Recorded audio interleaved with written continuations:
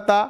सुबह 6 बजे से मैं 4 बजे उठता हूं और 6 बजे से लेकर और शाम को 8 बजे यानी 8:30 बजे सेशन होता है, ऑलमोस्ट 8 बजे तक मैं कॉल ही उठाता हूं और अराउंड दिल्ली के मैं 1000 के करीब कॉल जो है वो ले रहा हूं।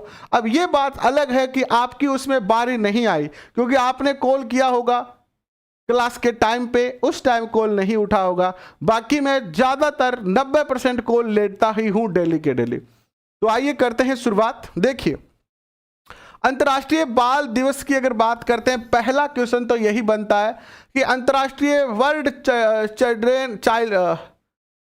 अंतर्राष्ट्रीय बाल दिवस जो है वो प्रत्येक वर्ष कब मनाया जाता है। तो याद रखिएगा 20 नवंबर को जो है वो अंतर्राष्ट्रीय बाल दिवस मनाया जाता है। बात खत्म यहीं पर। ये एक पहला क्वेश्चन आपके स्क्रीन पर बनता है।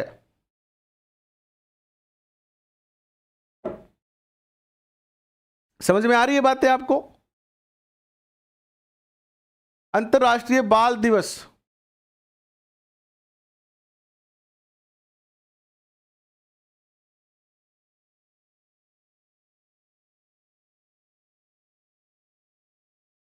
अंतर्राष्ट्रीय बाल दिवस मनाता है कब मनाते हैं? तो 14 नवंबर को जो है वो बाल दिवस मनाया जाता है, अंतर्राष्ट्रीय बाल दिवस। और भारत में भी यह जो है वो इसी दिन को मनाया जाता है, 14 नवंबर को। ठीक है, ऑल ओवर वर्ल्ड में इसी दिन मनाया जाता है। अंतर्राष्ट्रीय बाल दिवस की स्थापना हुई थी 1954 में। यह दिवस अंतर्राष्ट्रीय एकजुटता, बच्चों के प्रति जागरूकता और बच्चों के कल्याण को बढ़ावा देने के लिए मनाया जाता है।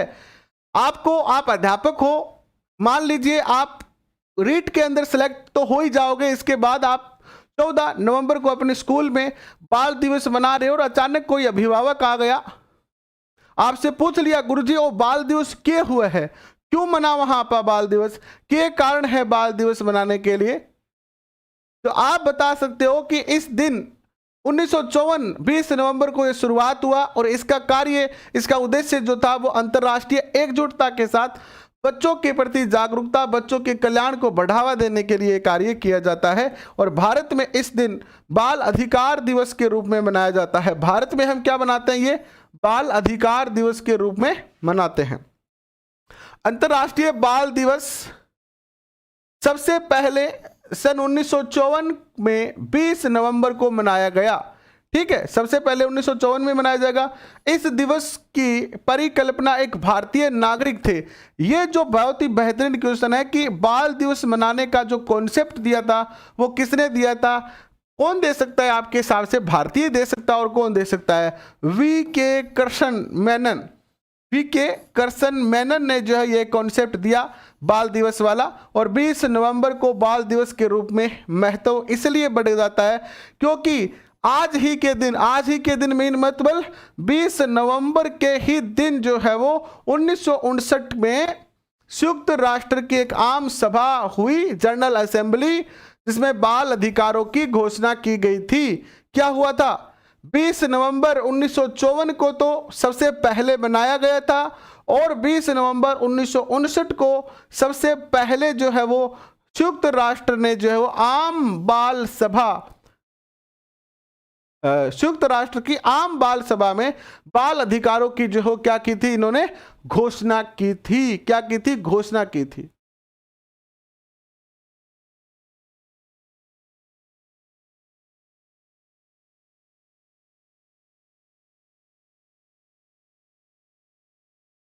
भाई मैं अंतरराष्ट्रीय बता रहा हूं आपको, अंतरराष्ट्रीय बता रहा हूं,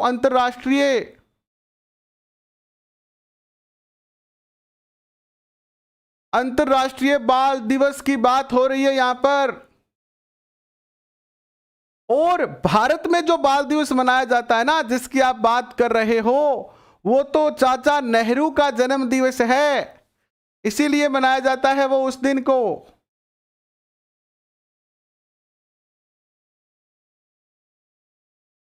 जबकि बाल दिवस जो है वो बाल अधिकार दिवस, क्या बात कर रहे हैं हम? बाल अधिकार दिवस।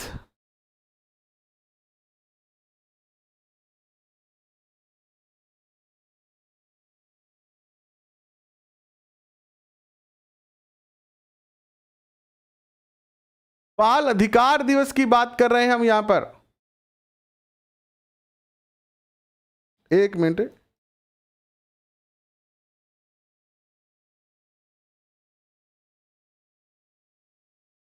पंडित जवाहरलाल नेहरू जी का जन्मदिन है 14 नवंबर को, और पूरे देश में इस दिन बाल दिवस मनाया जाता है। ठीक है, बाल दिवस। और अभी हम किसकी चर्चा कर रहे हैं? 20 नवंबर को बाल दिवस के रूप में महत्व इसलिए बढ़ गया क्योंकि इस दिन जो है वो, देखिए अगर वर्ल्ड का पूछे आपसे, अगर वर्ल्ड का पूछे तो 20 नवंबर है ही है। अगर इंडिया का पूछे, देखो भारत में भी इस दिन बाल अधिकार दिवस मनाया गया, लेकिन बाद में क्या किया गया, इसको 14 नवंबर को हमने कर दिया क्योंकि इस दिन चाचा नेहरू का जो है वो जन्मदिन था, इसीलिए हमने जो है वो इसको कर दिया 14 नवंबर। कब किया वो मैं आपको बता देता हूं, देखिए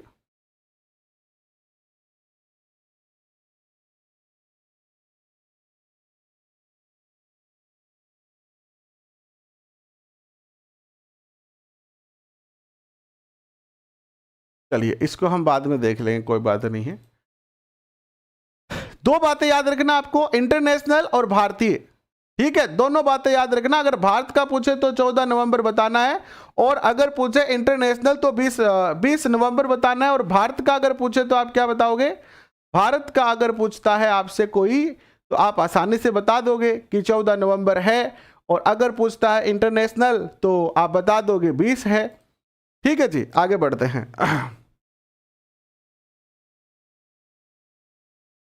कहाँ थे हम? हाँ, क्योंकि आज ही के दिन 1959 में संयुक्त राष्ट्र संघ की आम सभा में बाल अधिकारों की घोषणा की गई। वर्ष 1989 में 20 नवंबर को संयुक्त राष्ट्र महासभा ने बाल अभिसमन को अपनाया था। कब? 1989 20 नवंबर को ही संयुक्त राष्ट्र महासभा ने बाल अभिसमन को जो है वो अपनाया, और यह अभिसमन सितंबर 1990 में प्रभाव में आया। इस समझौते के तहत क्या किया गया? उन 196 राष्ट्रों ने जो इस समझौते पर हस्ताक्षर किया, और अपने देश के सभी बच्चों को जाति, धर्म, रंग, लिंग, भाषा, संपत्ति, योग्यता आदि के आधार पर बिना किसी भेदभाव के संरक्षण देने का वचन दिया। विश्व के 196 देशों ने 1990 के अंदर एक अधिकार पत्र पर, एक घोषणा पत्र पर हस्ताक्षर करते हुए कहा कि अब हम अपने देश के अंदर बच्चों को जाति, लिंग, धर्म आदि के नाम पर जो हो किसी प्रकार का भेदभाव नहीं होगा, और इन सब बच्चों के साथ जो है इन सब बच्चों को संरक्षण दिया जाएगा, और इनके विकास के लिए जो है वो कार्य किया जाएगा। कब की बात है? सब में 20 नवंबर की बात है। ठीक है, याद रखना आप। अमेरिका ने लेकिन इस पर हस्ताक्षर नहीं किए हैं अभी भी। अब क्वेश्चन पूछा जाएगा कि ये जो बाल अभिसमन था, इस पर कौन सा देश है जिसने अभी तक हस्ताक्षर नहीं किए हैं? तो अमेरिका एकमात्र ऐसा देश है जिसने इस पर हस्ताक्षर नहीं किए हैं। ये भी बात आप जो हो याद रखना। और इस बाल अधिकार समझौते पर भारत ने 1992 में हस्ताक्षर कर अपनी प्रतिबद्धता व्यक्त की। अब बात करते हैं संयुक्त राष्ट्र बाल अधिकार अभिसमन जो है वो क्या है। देखिए, इस संधि के जरिए पहली बार सरकारों ने माना कि बच्चों के पास भी वयस्कों की तरह क्या होना चाहिए? मानव अधिकार होना चाहिए। जिस प्रकार 19 वर्ष के ऊपर के जो व्यक्ति होते हैं, जो वयस्क व्यक्ति होते हैं, उनके पास जो है वो क्या होता है? मानव अधिकार होता है। उसी प्रकार बच्चों के पास भी जो है वो मानव अधिकार होना चाहिए। ठीक है, और इस अभिसमन के अंदर 54 जो है वो अनुच्छेद है। कितने अनुच्छेद है? 54 अनुच्छेद है। आइए कुछ बेहतरीन अनुच्छेदों की हम चर्चा करते हैं। अनुच्छेद के अंदर क्या क्या प्रावधान किए गए हैं देखिएगा। पहला है कि बच्चों को भी जीवन का अधिकार है। दूसरा है कि राष्ट्रीयता और नाम पाने का भी अधिकार है। जिस प्रकार मानव के पास मानव अधिकार है, वैसे ही बच्चों को भी मानव अधिकार दिए गए, और बच्चों को कुछ अधिकार दिए गए इस अभिसमन के द्वारा, इस समझौते के द्वारा। और ये कहा गया कि अब बच्चों को जो है किसी प्रकार की जाति, लिंग, धर्म आदि के नाम पर जो है वो रोका नहीं जाएगा और सब बच्चों का जो है समान रूप से संरक्षण दिया जाएगा। और इस अधिनियम के अंदर जो 54 अनुच्छेद बनाए गए, कितने अनुच्छेद बनाए गए? 54 अनुच्छेद बनाए गए। और इन अनुच्छेदों के जरिए जो है वो बच्चों को बहुत सारे अधिकार दिए गए। आइए इन्हीं अधिकारों की हम जो है वो चर्चा करते हैं। तो अनुच्छेदों के अंदर प्रावधान है पहला कि जीवन का अधिकार दिया गया बच्चों को, राष्ट्रीयता व नाम पाने का भी अधिकार दिया गया। जैसे ही कोई भारत की जमीन पर कोई बच्चा जन्म लेता है तो वो ऑलरेडी क्या हो जाता है? इंडियन हो जाता है। ठीक है, क्या हो जाता है? भारतीय हो जाता है। ठीक है, अभिव्यक्ति की स्वतंत्रता का अधिकार है बच्चों को भी, विवेक और धर्म का भी अधिकार है बच्चों को भी, गोपनीयता बनाए रखने का अधिकार बच्चों को है, परिवार का अधिकार भी है बच्चों के पास, घर या पत्राचार में गैर कानूनी और निरंकुश हस्तक्षेप से सुरक्षा पाने का भी अधिकार है, और उच्चतम स्वास्थ्य स्तर का उपभोग करने का भी अधिकार जो है वो बच्चों को दिया गया है। ये 8 अधिकार जो है वो बच्चों को मिले हैं। इस अधिनियम के अंतर, इस अधिसमय के अंतर्गत जो है वो सदस्य देशों को बच्चों के सभी प्रकार के शारीरिक और मानसिक यातनाओं तथा आर्थिक शोषण और मादक पदार्थों के अवैध प्रयोग से भी रक्षा करनी है। यानी प्रत्येक 196 देश जो इस कॉन्ट्रैक्ट को हस्ताक्षर करते हैं बाल अधिसंयम को, उनको ये तय करना पड़ेगा कि उनके देश के जो बच्चे हैं वो किसी भी प्रकार की कुसंगतियों में ना जाएं, उनको जो है वो मादक द्रव्यों से जो है हमेशा बचाए रखे। तो इस प्रकार का जो है वो पूर्ण रूप से जो है प्रबंध करेंगे ये सारे के सारे देश। सदस्य देशों ने यह तय किया कि अगर कोई युद्ध होता है, सशस्त्र विद्रोह होता है, कोई युद्ध होता है, तो ऐसी स्थिति में भी बच्चों से संबंधित अंतर्राष्ट्रीय मानव अधिकार कानूनों का आदर करना की अपेक्षा की जाती है। इसके अलावा जो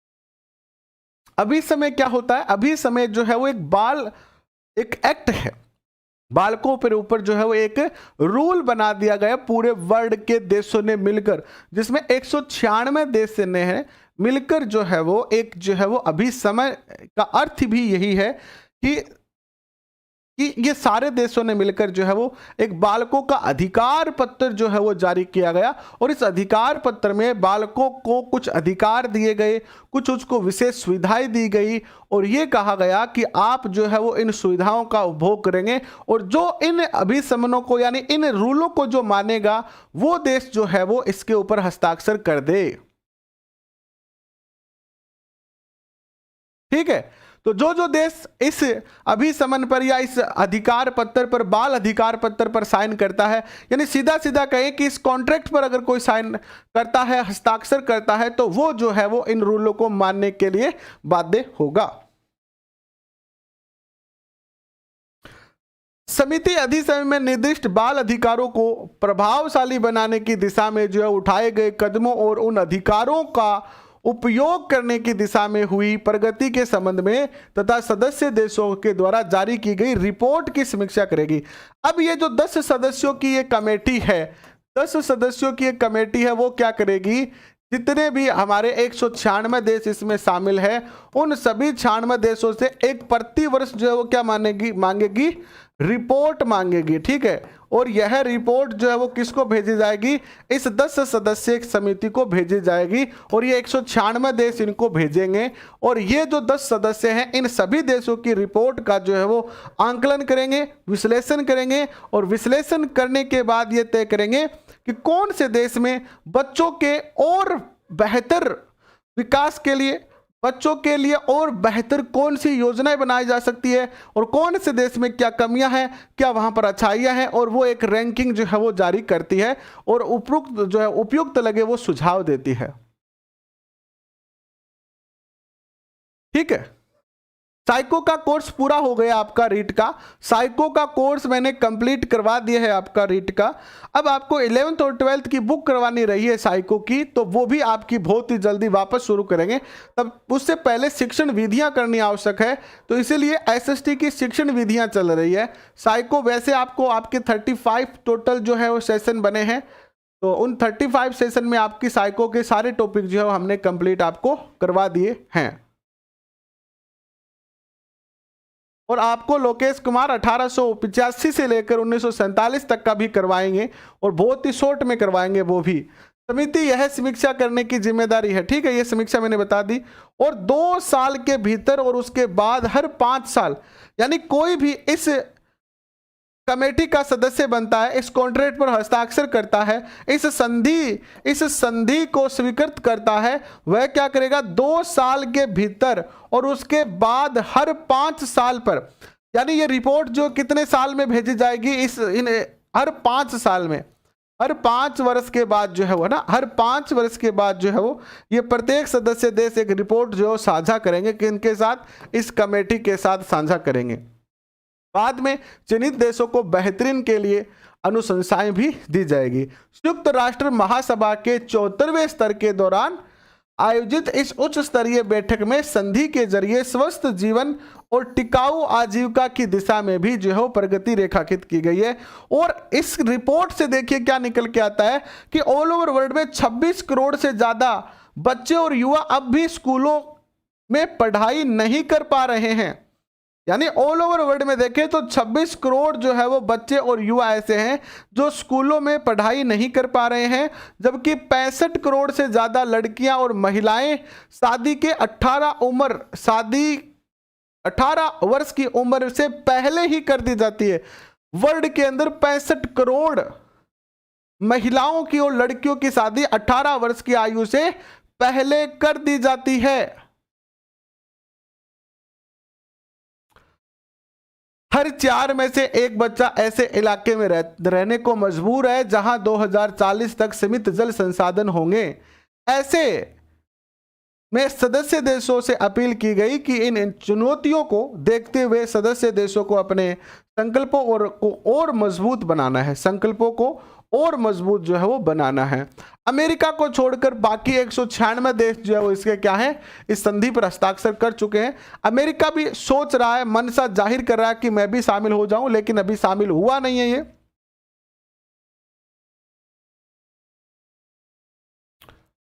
देखिए इस समिति के अंदर क्या आया है कि 5 से कम उम्र के बच्चों की मौत के मामले जो है वो 50% जो है वो कमी आई है।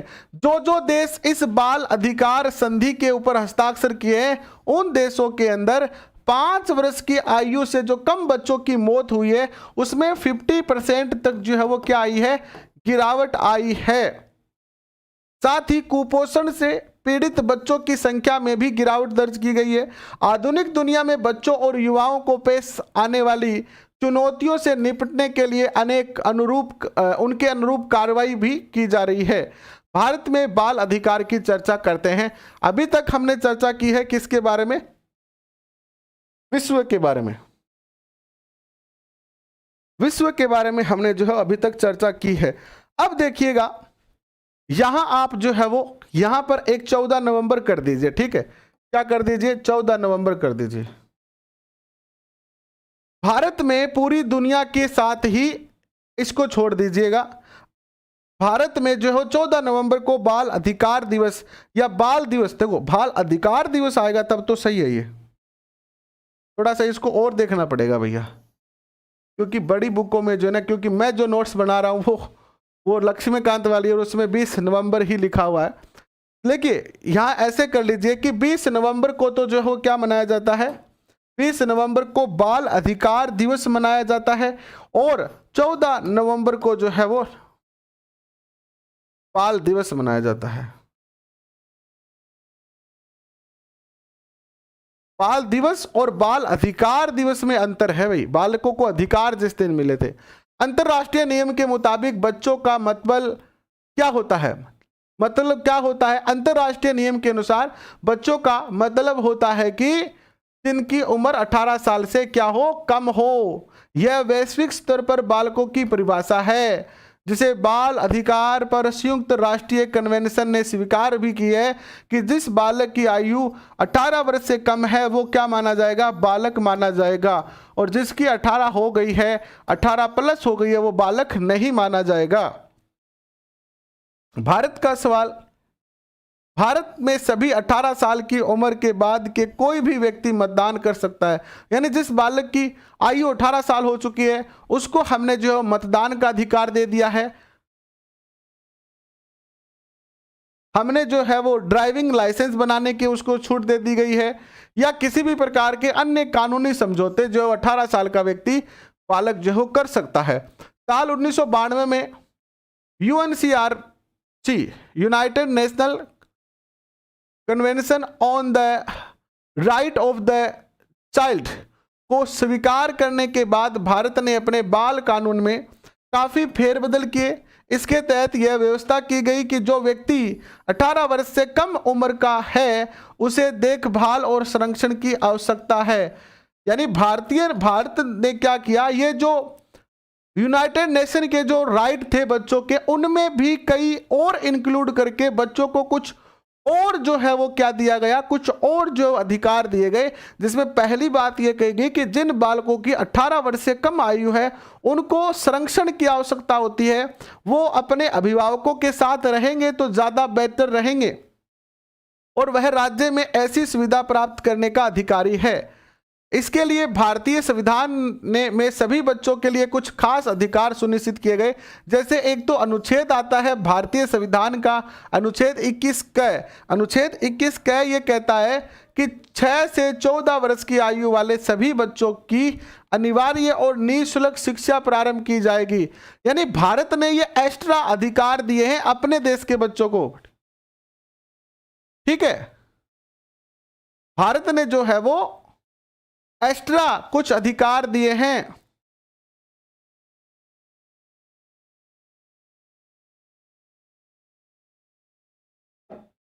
एक बार सारे बच्चे शेयर कर दें और लाइक बटन दबा दें और चीजों को समझने का प्रयास करें। भारत ने विश्व के अलावा, विश्व ने जो बच्चों को अधिकार दिए हैं 8-9, उनके अलावा भारत ने जो 6 से 14 वर्ष की आयु के बालकों को अनिवार्य व निःशुल्क शिक्षा की व्यवस्था की। अनुच्छेद 24 के अंदर 14 वर्ष से कम आयु के बालकों को जोखिम वाले कार्य करने से सुरक्षा दी गई। अनुच्छेद 39 घ ये कहता है कि आर्थिक जरूरत की वजह से जबरन ऐसे कामों में भेजना जो बच्चों की आयु या क्षमता के अनुपयुक्त नहीं है उसे सुरक्षा मिले। यानी मान लो कोई परिवार है और उसमें पिताजी जो है वो नहीं कमा रहे हैं, शराबी है, तो ये भी अपने बच्चे को, यानी एक बाप जो शराबी है वो भी अपने बच्चे को नहीं भेज सकता है जिसकी आयु 18 वर्ष से कम है, जबरदस्ती नहीं भेज सकता है। याद रखना अनुच्छेद 39 घ है, बाकी अनऑफिशियल तो भेजते ही हैं लोग। अनुच्छेद 39 च ये कहता है कि बालकों को स्वतंत्र और गरिमामय माहौल में स्वस्थ विकास के अवसर और सुविधाएं मुहैया कराना और शोषण से बचाना। अनुच्छेद 14 ये कहता है कि समानता का अधिकार। अब आपसे क्वेश्चन कैसे पूछा जा सकता है, इस टॉपिक से एक क्वेश्चन पूछा जा सकता है, इससे ज्यादा तो पूछा भी नहीं जाएगा, है ना। अगर बारी आती है इस टॉपिक की तो एक क्वेश्चन यहां से पूछा जा सकता है, और वो कैसा क्वेश्चन हो सकता है, वो क्वेश्चन ऐसा हो सकता है कि समानता का अधिकार किस अनुच्छेद के तहत बालकों को दिया गया। अनुच्छेद भेदभाव के विरुद्ध अधिकार किस अनुच्छेद के तहत दिया गया, अनुच्छेद 15। अनुच्छेद 21 के तहत व्यक्तिगत स्वतंत्रता का अधिकार दिया गया है बालकों को भी। फिर अनुच्छेद 46 के तहत जो है वो जबरन बंधुआ मजदूरी और सामाजिक अन्याय और सभी प्रकार के शोषण से कमजोर तबकों के बचाव का अधिकार जो है वो शामिल किया गया है। भारत में बाल अधिकार एवं चिंताएं देखिए क्या क्या है। भारत ने अपने बालकों के लिए कुछ और नीतियां बनाई हैं। नीति आयोग के अनुसार भारत में शिशु मृत्यु दर जो है वो प्रति 1000 बच्चों पर 34 है। यानी 1000 बच्चों का जन्म होता है तो 34 बच्चे इसमें जो है वो मारे जाते हैं, मृत्यु हो जाती है। जबकि 5 वर्ष से कम आयु के बच्चों में यह आंकड़ा देखा जाए तो यह प्रति 1039 है।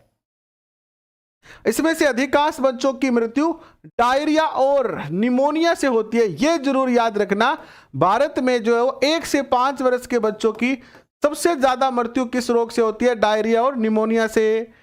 और 2016 में डायरिया और निमोनिया के करीब 3 लाख बच्चों की मौत हो गई है। 2016 में डायरिया और निमोनिया से 3 लाख बच्चों की मौत हुई थी।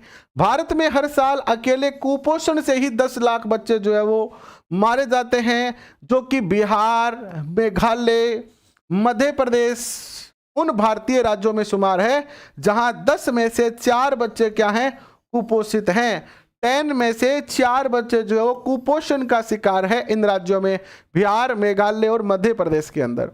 जबकि देश के 6 साल तक के 2.3 करोड़ बच्चे कुपोषण और कम वजन के शिकार हैं। उनका वेट जितना उनकी आयु के अनुसार होना चाहिए उतना उनका वेट नहीं है।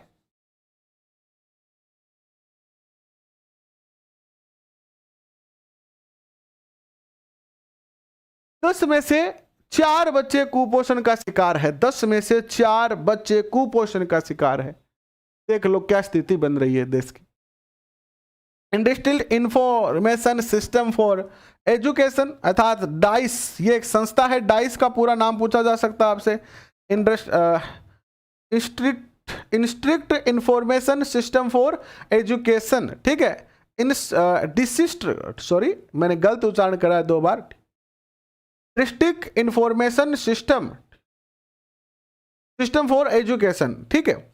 और यहां हर 100 बच्चों में से महज 32 बच्चे ही स्कूली शिक्षा पूरी कर पाते हैं। ये जो जिला स्तर पर रिपोर्ट आती है उसके अकॉर्डिंग 100 बच्चों में से मात्र 25 बच्चे ही, सॉरी 32 बच्चे ही ऐसे हैं जो स्कूली शिक्षा को क्या कर पाते हैं? पूरा कर पाते हैं, बाकी बच्चे नहीं कर पाते हैं। इसमें करीब 1 करोड़ बच्चे ऐसे हैं जो घर की खराब आर्थिक हालत के चलते पढ़ाई के साथ काम करने को भी मजबूर हैं। और विश्व बैंक के मानव विकास रिपोर्ट के मुताबिक तो भारत में से 10 से 14 करोड़ बच्चे बाल मजदूर है। 10 से लेकर 14 करोड़ तक के जो बच्चे हैं, 10 से लेकर 14 करोड़ तक बच्चे बाल मजदूर हैं। और बाल अधिकारों के हनन के सर्वाधिक मामले भी भारत में आते हैं।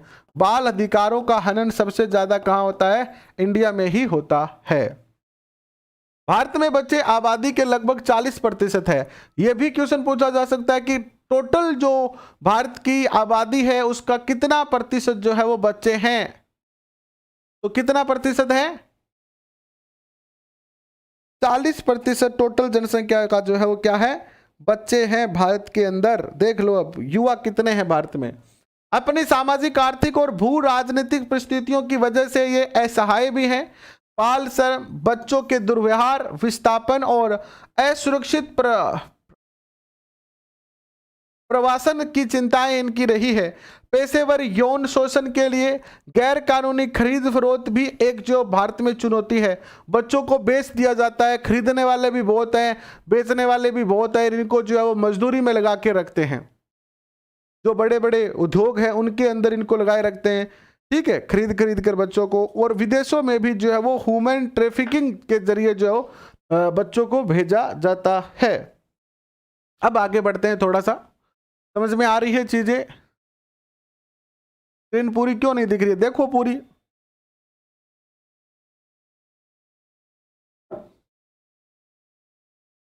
भाई 7 बजे यार, मैं भी तो इंसान हूं। स्कूल शिक्षा, हम भी इंसान हैं।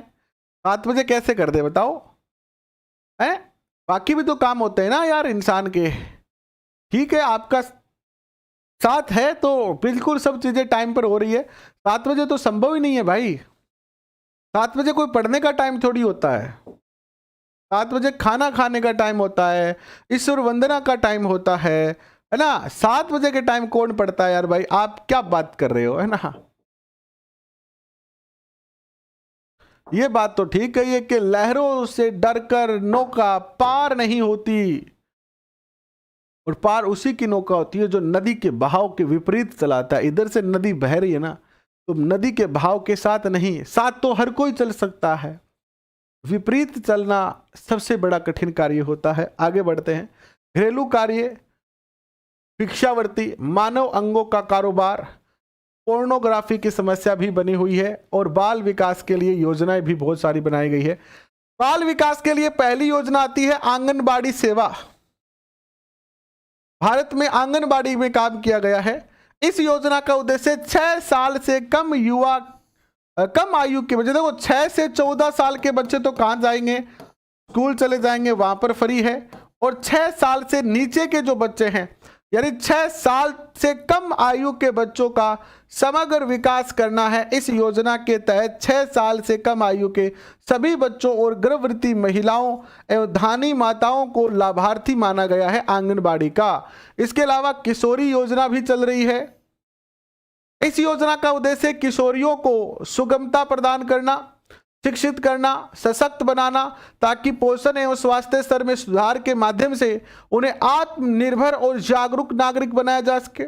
इसके तहत किशोरियों को स्वास्थ्य, स्वच्छता, पोषण के बारे में जागरूकता को बढ़ावा देना, स्कूल के बाहर की किशोरियों को औपचारिक अनौपचारिक रूप से शिक्षा में शामिल करना। यहां मैं आपको केवल वही फैक्ट बता रहा हूं, देखो सीधा सीधा मेरा वो तो आदत है नहीं कि अपन लिखने शुरू कर दे और 1-1 घंटे की क्लास को 4-4 घंटे करें। यानी यह एक ऐसा टॉपिक है जो आपको मैं 2 दिन 1 दिन में करवा रहा हूं। उन टॉपिकों को कई लोग 2-2, 3-3, 4-4 दिन में करवाते हैं। देखो अपना तो सीधा सीधा उद्देश्य है कि जल्दी से जल्दी काम पूरा हो और आप ज्यादा से ज्यादा रिवाइज कर सके। ठीक है, तो मैं धीरे धीरे तो चलूंगा नहीं, मैं तो फटाफट सिलेबस को कंप्लीट करवाऊंगा ताकि आप दोबारा रिवीजन कम से कम 2 बार कर सके। इसके अलावा राष्ट्रीय शिशु गृह योजना है।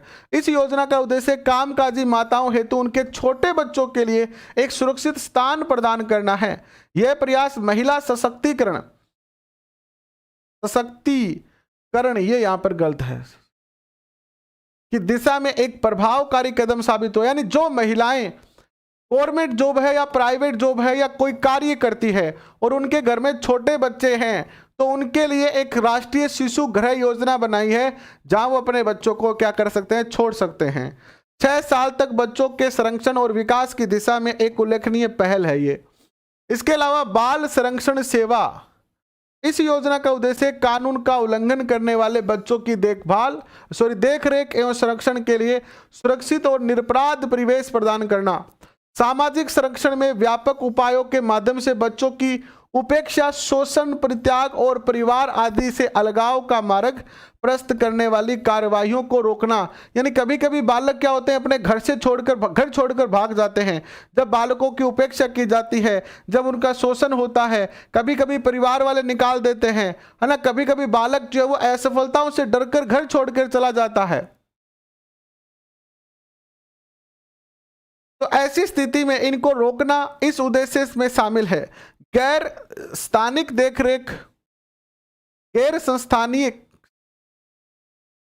देखरेख पर बल देना, सरकार एवं सभ्य समाज के बीच साझेदारी के लिए एक मंच विकसित करना है। ठीक है, इसके तहत जो है वो तालमेल स्थापित करने के लिए सरकार की जिम्मेदारी है। इसके अलावा बाल संरक्षण कानून की बात करते हैं तो बाल विवाह निषेध अधिनियम बना था 2006 के अंदर। यह आप सब जानते हैं पहला कानून है भारत में। 1 नवंबर 2007 को यह लागू हुआ था बाल विवाह निषेध अधिनियम। इस अधिनियम का उद्देश्य बाल विवाह के आयोजन को रोकना था कि कोई भी 18 वर्ष से कम लड़की और 21 वर्ष से कम लड़का जो है वो विवाह ना कर ले। बाल विवाह निषेध अधिनियम 2006 को बाल विवाह प्रतिबंध अधिनियम 1929 के स्थान पर लागू हुआ था। जो 1929 वाला था शारदा एक्ट, उसी के ऊपर जो है वो बाल विवाह अधिनियम जो है वो लागू हुआ 2006 में। इसके बाद दूसरा आता है बाल संशोधन अधिनियम, बाल श्रम अधिनियम है। ये संशोधन के बाद देखिए 2016 में इसमें संशोधन कर दिया गया है। क्या कर दिया गया है कि बाल श्रम अधिनियम 1986 को संशोधित किया गया है। पहले याद रखिएगा बाल श्रम अधिनियम कौन सा था, 1986 था, और उपभोक्ता संरक्षण अधिनियम भी कौन सा था, 1986 ही था।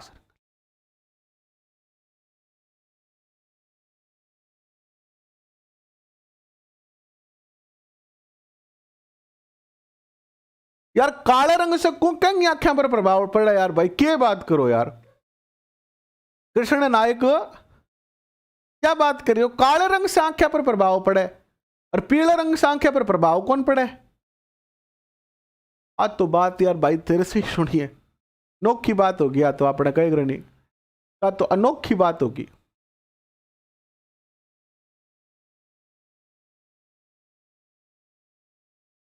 वीडियो बिल्कुल सही है, इसमें आपको जो चीजें देखनी है उतनी दिख रही है, आपकी आंखों पे इफेक्ट ना पड़े इसी के लिए ब्लैक स्क्रीन के ऊपर व्हाइट अक्षर है, ताकि व्हाइट अक्षर आपको अच्छे से दिखे और ब्लैक आपको जो चीज है, देखो ये चीज आपको देखनी थोड़ी है, ये बैकग्राउंड आपको थोड़ी देखना है, आपको तो अक्षर देखने हैं, तो अक्षर पर फोकस रखिए आप, अक्षर आपको बहुत अच्छे से दिख जाएंगे। बाल श्रम अधिनियम 1986 को संशोधन किया गया। इसके तहत 14 साल से कम उम्र के बच्चे मेहनत मजदूरी और शारीरिक काम करना जुर्म माना जाएगा। अगर कोई 14 साल का बच्चा मेहनत कर रहा है, मजदूरी कर रहा है, शारीरिक काम कर रहा है, यानी शारीरिक श्रम वाला कोई कार्य कर रहा है, तो वह जुर्म है। इस संशोधन के बाद 14 वर्ष तक की उम्र के बच्चों के लिए पारिवारिक उद्यमों में काम करना को वैध माना गया है। मान लो किसी के पिताजी जो मिठाई की दुकान कर रखी है और उसमें जो है वो उनका एक जो 12 वर्ष का बेटा जो कढ़ाई साफ कर रहा है, तो वह जो है वो अपराध नहीं है। यानी घरेलू काम में या अपने पुश्तैनी काम में अगर आप काम कर रहे हो, आप अपनी दुकान पर काम कर रहे हो, तो कोई दिक्कत नहीं है, लेकिन आप दूसरों के यहां काम करने नहीं जाओगे। 14 से 18 वर्ष के किशोरों के लिए खतरनाक घोषित किए गए क्षेत्र में काम करना निषेध किया गया है। बाल मजदूरी के आरोप में पहली बार पकड़े जाने पर 20,000 से लेकर और 50,000 रुपए तक का जुर्माना है, या फिर 6 महीने से 3 साल तक की कैद है, या फिर दोनों भी हो सकती हैं। अगर दूसरी बार पकड़ा जाता है कोई बाल मजदूरी करवाते हुए, तो सीधे साल भर से 3 साल तक की, 1 साल से जो है वो 3 साल तक की जो है वो कैद का प्रावधान है। अब आता है शिक्षा का अधिकार अधिनियम। 86वें संविधान संशोधन 2002 के द्वारा संविधान के अनुच्छेद 21 क को मौलिक अधिकार के रूप में शामिल किया गया, जिसके तहत 6 से 14 वर्ष तक के सभी बच्चों को मुफ्त और अनिवार्य शिक्षा प्रदान करने की व्यवस्था की गई है। इसके अलावा एक और एक्ट आता है पोस्को अधिनियम 2006। पुलिस में पढ़ा था ना आपने इसको, पुलिस का पेपर दिया होगा आपने, शायद बहुत सारे बच्चों ने, पुलिस में था ये टॉपिक पोस्को वाला। ये 2012 में लगा। यौन अपराधों से बच्चों के संरक्षण के लिए ये रूल जो है वो बनाया गया था। यह कानून बच्चों को यौन शोषण, यौन दुर्व्यवहार और पोर्नोग्राफी जैसे गंभीर अपराधों से सुरक्षा प्रदान करता है। इस कानून के तहत अलग अलग अपराध के लिए अलग अलग सजा तय की गई है। यानी अगर कोई, जैसे पोर्नोग्राफी में कोई पकड़ा जाता है, कोई व्यक्ति बच्चों के साथ करता हुआ, तो अलग सजा है। कोई जो है वो यौन शोषण में पकड़ा जाता है तो अलग है, यौन दुर्व्यवहार में पकड़ा जाता है तो अलग है।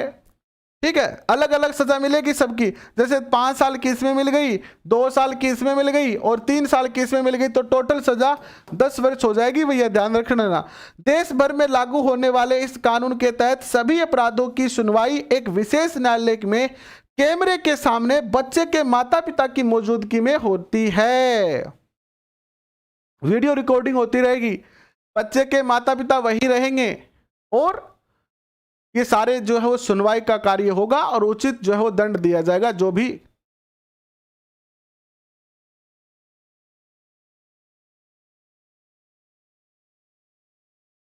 वाह यार, रवि सुमन ने क्या खतरनाक बात की है। वाह भाई वाह, छा गए यार भाई, छा गए। हरियो और कालो और पीड़ो बोर्ड तो अब आए, मैं तो हमेशा कालो बोर्ड और धोड़ी चौक से ही पढ़ा। आ बात कहेंगे तो भैया दिल जीत लियो। बिल्कुल, आ बात तो बहुत सही है। बूढ़ा हो गया, बहुत सारा लोग, नौकरी भी लाग गया, सह बन गया, है ना। ये तो चोचला हो गया, अब क्या देखा देखी करनो पड़ लग्यो। बाकी आपनो तो ग्रीन और ब्लैक और व्हाइट इस ठीक है। इस कानून में चाइल्ड पोर्नोग्राफी की परिभाषा तय की गई है। इससे जुड़ी सामग्री रखने पर 5,000 से लेकर 10,000 रुपए तक का जुर्माना और ऐसी सामग्री का व्यावसायिक इस्तेमाल करना। यानी कोई पोर्नोग्राफी अगर अभी तो भारत में बैन ही हो गई है, अगर कोई पकड़ा भी जाता है तो 5,000 से लेकर 10,000 रुपए तक का जुर्माना, ऐसे प्रावधान है। इस कानून के तहत बच्चों को यौन उत्पीड़न करने वाले दोषियों को उम्र कैद के साथ मौत की सजा का भी प्रावधान किया गया है। कानून में बच्चे का यौन उत्पीड़न करने के उद्देश्य से उन्हें दवा या रसायन देकर जल्दी युवा करने को गैर जमानती अपराध बताया गया है। मतलब कई लोग क्या करते हैं कि जो बच्चे खरीद कर लाते हैं और उनको खास तौर पर लड़कियों को ऐसे ऐसे केमिकल देते हैं ताकि वो जल्दी विकसित हो सके, उनके शरीर जो है वो जल्दी विकसित हो सके, उनमें यौन परिपक्वता है वो जो है वो जल्दी आ सके। तो ऐसा भी कोई अगर अपराध कर रहा है तो उसके लिए भी जो है वो 5 साल की सजा का प्रावधान है। किशोर न्याय अधिनियम 2015 की बात करते हैं। जुवेनाइल अपराध में संलिप्त बच्चों के देखभाल और संरक्षण के लिए किशोर न्याय अधिनियम 2015 संशोधन किया गया। आइए इसमें क्या किया गया इसके बारे में चर्चा करते हैं। जुवेनाइल जस्टिस बोर्ड को नाबालिगों को नियमित अदालतों से ले जाने या सुधार केंद्र ले जाने का फैसला लेने का अधिकार मिलेगा। 16 से 18 साल की उम्र के बच्चों से अपराध होने पर उन्हें हथकड़ी नहीं लगाई जाएगी। याद रखना, आपने एक केस देखा था लास्ट ईयर जब पुलिस का पेपर था, एक इधर दक्षिण भारत का एक स्थान था जहां पर एक महिला के साथ कुछ लोगों ने रेप किया और उसमें एक जो था वो छोटा उम्र का था, बाद में पुलिस ने उनका एनकाउंटर भी कर दिया था, आपने देखा था ना वो। तो उसमें पुलिस ने ये कहा कि इन अपराधियों की आयु 16 से 18 वर्ष से कम थी, इनके हथकड़ियां थी नहीं, तो इसीलिए इनको जो ये भागने की कोशिश की और हमने इनको गोली मारनी पड़ी। उन्हें जेल या हवालात में नहीं भेजा जा सकता है। 16 या उससे अधिक उम्र के नाबालिगों के जघन्य अपराधों में शामिल होने की स्थिति में, अगर 16 या उससे अधिक उम्र के बालक और कोई घिनौने अपराध में शामिल है तो ऐसी स्थिति में उनके खिलाफ बालिग के हिसाब से मुकदमा चलाया जाएगा, यानी वो नाबालिग नहीं माने जाएंगे और जुवेनाइल जस्टिस बोर्ड ही लेगा ऐसे निर्णय। राष्ट्रीय बाल अधिकार संरक्षण आयोग की भी बात कर लेते हैं।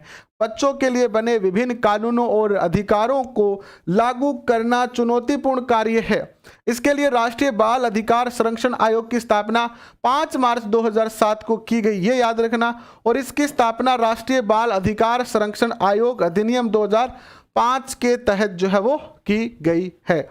ये आपका टॉपिक हो गया है कंप्लीट।